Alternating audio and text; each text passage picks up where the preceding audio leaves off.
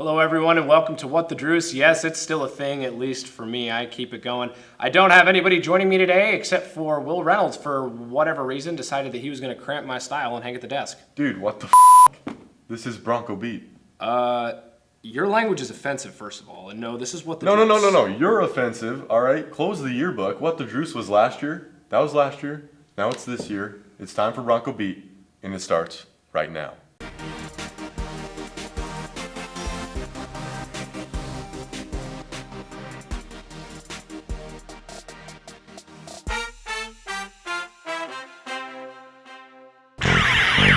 Welcome to Bronco Beat. Lots of action from last week to get you caught up on. Let's go check it out.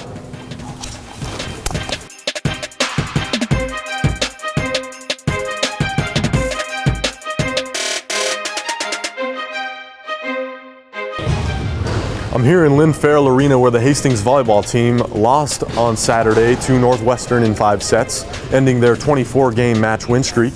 But they were able to rebound against Midland on Wednesday night as they swept them 3 games to none. Now we're going to head over to Lloyd Wilson Field to talk about football and soccer.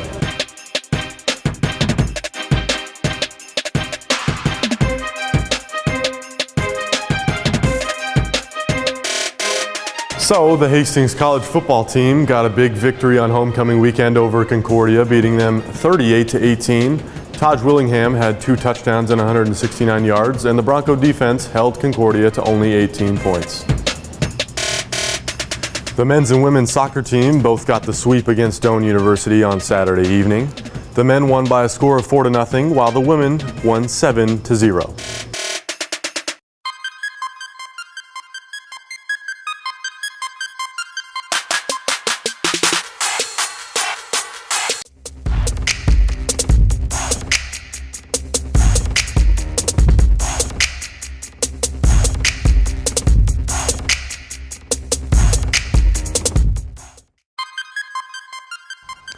Welcome back to Bronco Beat. I'm sitting here with undergraduate assistant coach of the women's soccer team, Katie Rice. How are you doing today, Katie? Good, how are you? Good. So it's my understanding you were a player on the Hastings College women's team, and then you made the decision to kind of step down from your playing duties, but still remain with the team. So what kind of impact is that decision for you? Let's see, my sophomore year, I ran into a lot of big decisions based off of injury, and had to see a lot of doctors, and that basically led me to doctors telling me that if I wanted to basically be able to live a normal life in the future, I would have to stop playing. So I had to sit down with my coach and talk to him about what my plan would look like going further into the future, and he basically told me that I wouldn't have to be done with the team, that he could look at different options for me. And that kind of led me to developing a student manager role, I guess, last year you could say. So I took that up last year. And then this year, we really kind of needed another GA type role, and he really wanted somebody that already knew a bit more about the program. And so he was hoping that I would kind of step in for a semester and just kind of help out and be somebody that knew more about the role and the ropes, that he wouldn't have to teach as much. So I offered to take up the position when he offered it to me. So, How hard of a decision was it for you to step down from your playing? It was awful. I probably should have stepped down years earlier. I had doctors telling me for 3 years probably that I shouldn't be playing anymore. But I couldn't stop. I just kept telling myself that it was worth it to keep going, and that I could keep handling it and keep managing it. And I kept going to different doctors for different opinions, hoping that they would tell me something new. But finally it just was too much. And I remember when I went in to tell my coach that it was time for me to step down, he looked at me and he said, if you were my daughter, he said, I wouldn't have let you play for pretty much any of your college career. I would have told you to step down a long time ago. So I knew it was the right choice, but it was definitely one of the hardest decisions that I've ever had to make because I love the game so much. So it's tough. So where has that put you now? You still travel with the team. You're involved with the practices and on the bench. But as far as the rest of your life, you're involved. I think you're an secondary education major. So where is soccer in your life now? Is it still at the forefront, or where's the importance there? Yeah, it's different. I always thought that I wanted to coach. Like ever since I was younger, my dad's a coach, my mom used to coach. So I always thought that that's what I wanted to pursue. And I love the game so much that I just assumed I would take up that role. It's a lot different than playing though, so it's been an adjustment to get used to. But I do love it. It's just a completely different love than actually playing the game. So it has been a real adjustment from playing. It's just a completely different atmosphere, but I really do think I'll take it up eventually in a whole different role, especially as an educator. It just kind of goes hand in hand. If I take up teaching high school or eventually even teaching high school or eventually teaching college, there'll be opportunities to be assistant coach of soccer or head coach of soccer at so many different levels. And this has just opened up so many opportunities for me at those levels. So, what kind of mentor has Coach Clements been for you? He's been great. He's pretty tough on the field when I played for him. My first year, I just remember being like, I don't know if I can make it, because he didn't recruit my class. The coach that recruited us ended up leaving the year that we came in. And so I remember my class getting here and we were like, what did we get ourselves into?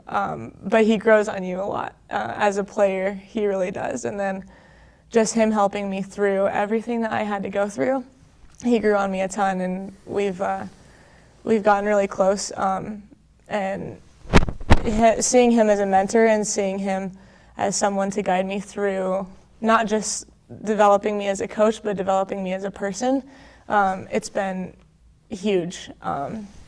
And I really can't thank him enough, but I probably don't tell him that. He probably doesn't even know that, but it really is true. So yeah. Now that soccer is kind of your, it's what you're coaching, has it allowed you to kind of focus on building, a career path for you?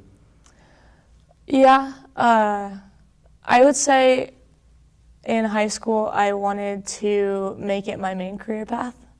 I wanted to go to college and focus on education in hopes that it could get me a head coaching position as my main focus. I don't think that's my main focus anymore, but I think it's definitely something that I want to continue to further pursue. But it's not necessarily what I'm going to completely give my all to. Does that make sense? Yeah, that makes sense. So it's strange how things have adjusted, and I think being so involved in the program and seeing so many different sides of college athletics and how much goes into the recruiting process and even planning weekends away and just all of the little nitpicky things that you have to do for college athletics. It hasn't made me dislike it at all, but it's just a lot to do, and it kind of takes away from a lot of other things that I really love to do. And so I don't want to miss out on anything. So hopefully in pursuing other things, I can kind of get a big picture of all of it at once. So what are some of those other things that you love doing? I know that you're an avid writer. Yeah. I love writing. I hope to pursue graduate school after college. So I want to get my master's in fine arts in writing. With that, I could potentially teach writing at the college level. So any college writing course. And then along with that, it sounds a little bit crazy, but with that I could be a college, assistant college coach, which would be less responsibility, but I would still have a little bit of soccer along with keeping my passion for writing too. So I'm just trying to keep all of it at once. I don't know if that's completely possible, but we'll see how it works. Do you think you could ever write a book about coaching or anything like that? I think I definitely could. I have enough stories to definitely write a whole book about it. I don't know how interesting it would be, but if I keep going, I definitely could make it pretty interesting, I'm sure. Awesome. Well, I wish you the best of luck in your continued college coaching career. Thank you for joining us today. Yeah, thank you. That's all we have for this interview, but we'll be right back with some more Bronco Beat.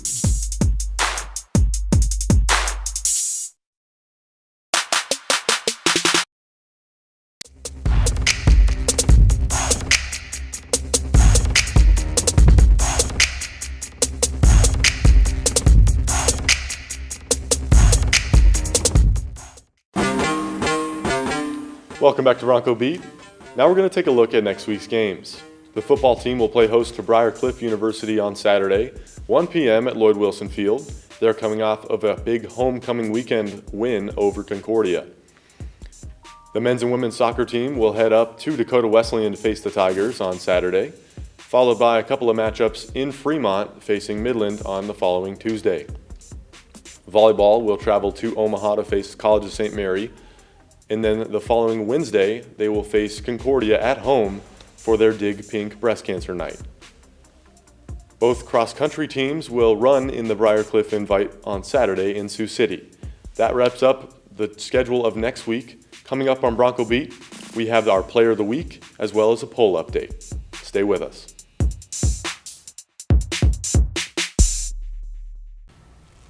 And now it's time for the Bronco Athlete of the Week.